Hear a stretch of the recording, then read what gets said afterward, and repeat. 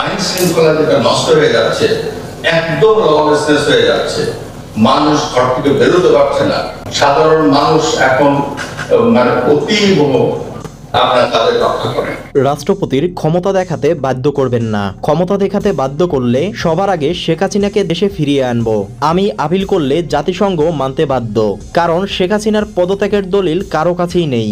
গতকাল রাষ্ট্রপতি শাহাবুদ্দিন চুপ্পু এক প্রেস ব্রিফিংয়ে সাংবাদিকদের এমনটাই জানিয়েছেন। সেই সাথে শেখ হাসিনা ও আওয়ামী লীগকে নিয়ে করেছেন বিস্ফোরক মন্তব্য। ছাত্র জনতার গণ অভ্যুত্থানে শেখ হাসিনা দেশত্যাগের পর রাষ্ট্রপতির পদত্যাগের দাবি উঠেছে অনেকবার। তবে রাষ্ট্রপতি শাহাবুদ্দিন চুপ্পুর পদত্যাগের দাবি উঠলেও সফল হতে পারেনি কোনোবার। এর পেছনে রয়েছে অনেক বড় কারণ। রাষ্ট্রপতি দেশের সংবিধানের সর্বোচ্চ মর্যাদা সম্পন্ন হওয়ায় দেশের সবাই রাষ্ট্রপতির আদেশ মানতে বাধ্য। তবে বাংলাদেশে ঘটেছে তার বিপরীত কিছু। সব বাধা পেরিয়ে মুখ খুললেন রাষ্ট্রপতি শাহাবুদ্দিন চুপ্পু।